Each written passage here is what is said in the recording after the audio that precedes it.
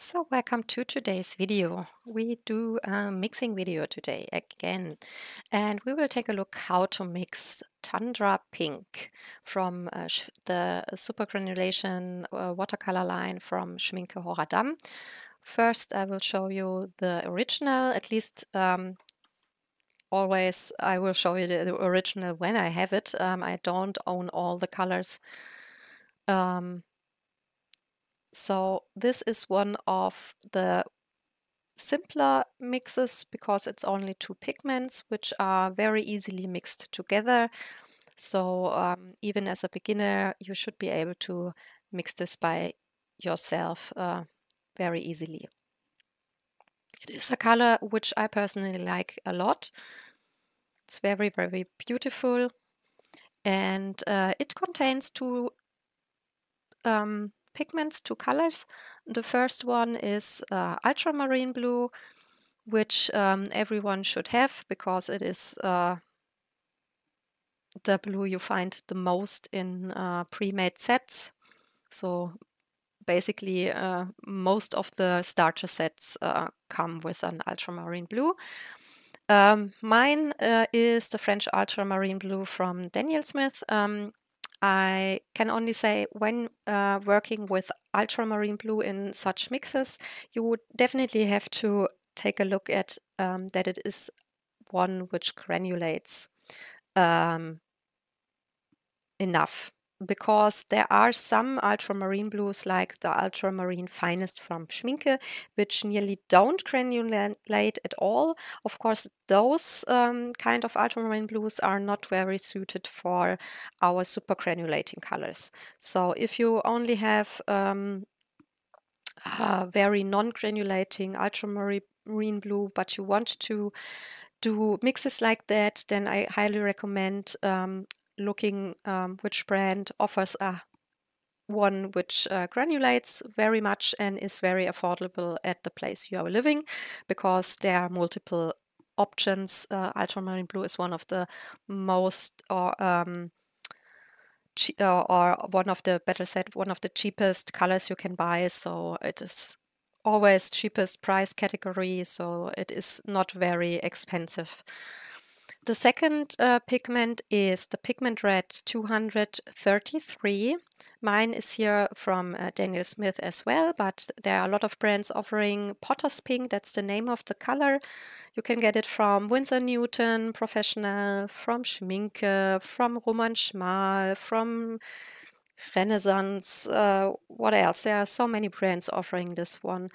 If you love supergranulating watercolors and color separation effects, this is definitely one I highly, highly recommend getting, because this is one of the most granulating pigments. And that's the reason why it is used so often in the supergranulating watercolors. There are a lot of colors which contain Potter's Pink, and that is normally a color which don't come with pre-made sets.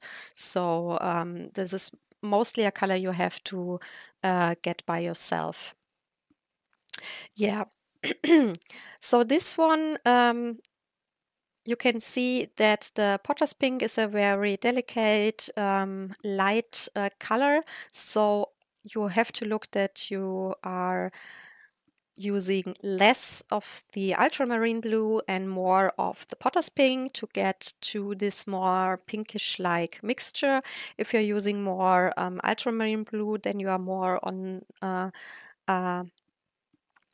violet, a purple side. It is also a beautiful mixture, of course, but this is, of course, not our Tundra Pink we want to create today.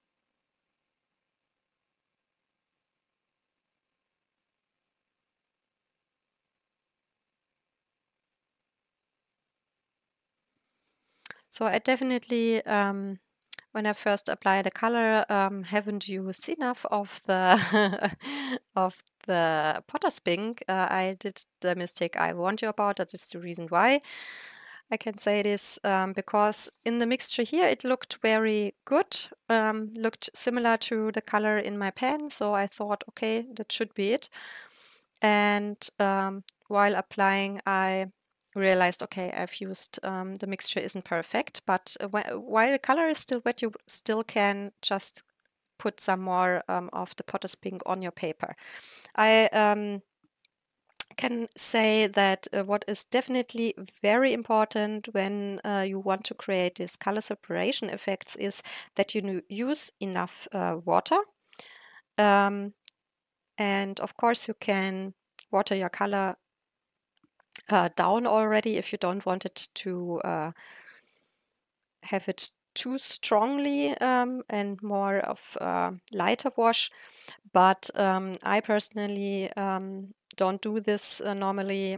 I work with first pre-wetting the paper like I did here. That is always good because it helps to separate the color from the beginning very much. And mostly I use a wetter brush with which already holds a lot of water, and then dipping in my more concentrated color. And like when you are combining the very wet brush with a